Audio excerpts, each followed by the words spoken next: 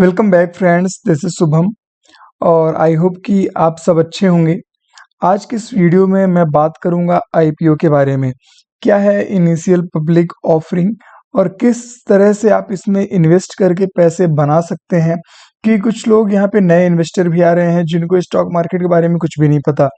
तो इस सीरीज में हम अपने जो भी फाइनेंशियल टर्म है, टर्मिनोलॉजी है, कितने तरह के निवेश कर सकते हैं स्टॉक मार्केट में, तो इन चीज़ों पे डिस्कस करेंगे। तो आज का जो हमारा सब्जेक्ट रहेगा वो रहेगा आईपीओ के बारे में। कौन कौन से आईपीओ आ रहे हैं या आने वाले हैं, तो उनकी लिस्ट आप यहाँ से देख सकते हैं। काफ़ी वेबसाइट है, लेकिन चलिए हम यहाँ पे सीधे एनएसई की पोर्टल पे ही लेके चलते हैं, जहाँ पे आप देख सकते हैं कि करंट में कौन कौन से आईपीओ ओपन है। करंट वाले सेक्शन में पास्ट इश्यू में कि कौन से जो ओपन हो चुके हैं अभी क्लोज हो चुके हैं, और अपकमिंग इशू में जो कि आने वाले हैं। तो करंट में आप देखेंगे बाजार स्टाइल रिटेल लिमिटेड ये भी एक्टिव है, और दूसरा है बॉस पैकेजिंग सोल्यूशन। इस तरह से अभी दो आईपीओ यहाँ पे एक्टिव हैं, जिनका स्टार्ट डेट 30 अगस्त है और 3 सितंबर को ये इनकी क्लोजिंग है। तो अभी आप इसमें फिलहाल इन्वेस्ट कर सकते हैं।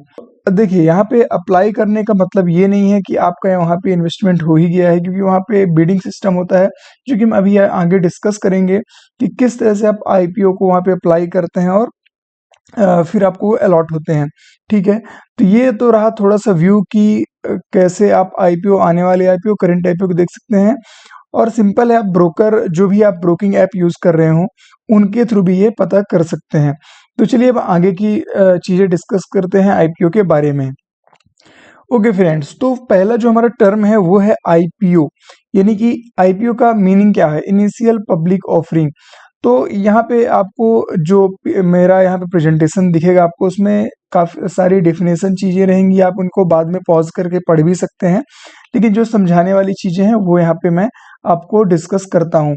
ठीक है, तो आईपीओ का जो फुल फॉर्म है वो रहेगा इनिशियल पब्लिक ऑफरिंग, जिसका मतलब है कि यहाँ पे क्या करेगा कोई भी कंपनी, जैसे आप ही सपोज करो कि एक होटल आपने बनाया स्टे करने का, और धीरे धीरे करके आज से 5 साल 10 साल में आपकी काफी यानी बड़ी सीरीज हो गई, 10 होटल हो गए, 20 होटल हो गए, है ना। तो उसको क्या होता है कि आपको और पैसे चाहिए होते हैं बिजनेस को एक्सपांड करने का। यह सबका अलग अलग रीजन होता है।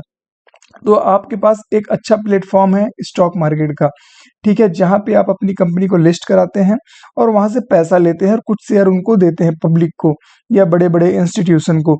तो आपको उस केस में लोन वगैरह लेने की जरूरत नहीं होती, और आप थोड़े से यानी 100% अभी आपके पास पार्टनरशिप है सपोज, तो आप 10%, 20%, 25% पार्टनरशिप पब्लिक को देते हो। वहां से पैसा उठा के फिर आप लोग जो है अपना बिजनेस एक्सपांड करते हैं। तो आईपीओ का सिंपल सा आपको यहाँ पे मतलब समझ में आया होगा।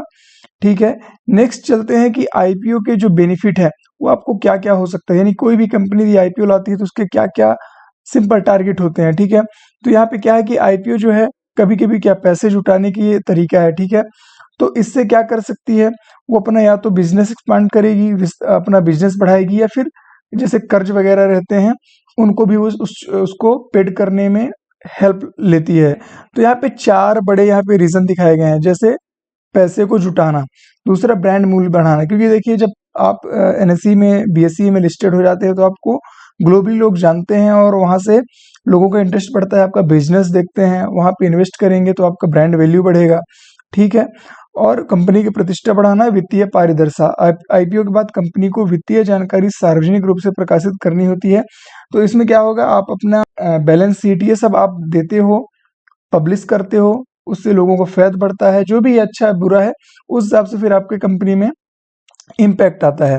अब आईपीओ की कुछ कॉन्स भी हैं। ठीक है, तो उनमें क्या है कि आईपीओ से कंपनी पर अधिक नियामक दबाव भी पड़ता है, कंपनी को अपने शेयरधारकों के सामने उत्तरदायी रहना पड़ता है।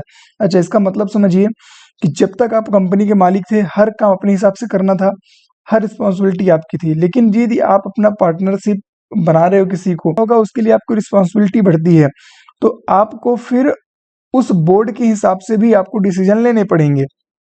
ठीक है, तो वही इसका मतलब है। तो आप यहाँ पे फिर इंडिपेंडेंटली अपने कंपनी में डिसीजन नहीं ले सकते हैं, बस मालिकाना हक आपका होगा, लेकिन कोई भी बड़े चेंजेस करने के पहले आपको उसको पब्लिकली करना पड़ेगा, प्लस जो बोर्ड मेंबर होंगे उसके, जो बड़े इन्वेस्टर होंगे आपके, उनसे डिस्कस करना होगा। आईपीओ के बाद जो शेयर प्राइस होता है उसमें भी प्लस माइनस होता रहता है, यानी अप्स एंड डाउन, तो आपकी कंपनी की वैल्यूएशन भी घटती बढ़ती रहेगी इस केस में, और वो लाइव दिखता रहेगा मार्केट में।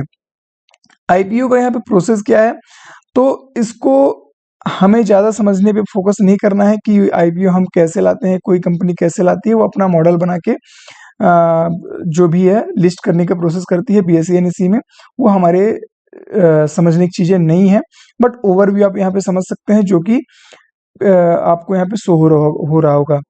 अब आईपीओ में निवेश करने के लिए क्या एलिजिबिलिटी होती है, अब आती है आपके काम की बात।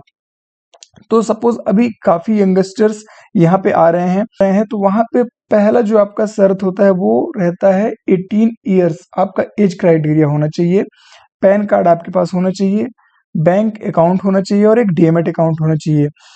ये चारों चीजें आपके पास यदि है तो आप आईपीओ में इन्वेस्ट कर सकते हैं। लेकिन अभी हो क्या रहा है कि जो बच्चे हैं वो स्कूल टाइम पे ही अपने पेरेंट्स के आईडी यूज करके ये सब करते हैं, तो उनको ये चीज नहीं करनी चाहिए, क्योंकि ये काफी जोखिम भरा भी हो सकता है आपके लिए। अब आईपीओ में इन्वेस्ट करने के लिए जो चीजें हैं और थोड़ा डिटेल यहाँ पे बताया गया है कि पैन कार्ड आपका हो, आधार कार्ड हो, बैंक विवरण हो और डीएमएट अकाउंट हो, ये जो कि मैंने डिस्कस कर लिया है। अब आईपीओ में इन्वेस्ट करने के बाद क्या होता है, अब देखिए इसमें वो चीजें नहीं है, लेकिन मैं आपको डिस्कस करके बताता हूँ कि जब भी आप आईपीओ में इन्वेस्ट कर देते हैं अपने ब्रोकर के थ्रू, तो वो जरूरी नहीं है कि वो आपको मिलेगा ही, क्योंकि सपोज बी नाम की कंपनी है, उसने 100 करोड़ का आईपीओ लाया। अब 100 करोड़ के आईपीओ का मतलब ये है कि वो वन टाइम भी सब्सक्राइब हो गया, यानी कि उसके पास सारे पैसे आ चुके हैं। लेकिन जब मल्टीपल टाइम, यानी कि उसको 100 आदमी ही चाहिए, सोचो इन्वेस्टर, लेकिन इन्वेस्टर उसको 200 मिल गए, तो वो क्या होगा, उस टाइम पे रैंडमली उठाया जाएगा किसी को भी। तो हो सकता है आपको वहां पे अलॉट ना हो आईपीओ शेयर जितने भी हैं, या फिर अलॉट हो गया तो वो भी आपको आपके डीमेट में दिखने लगेगा।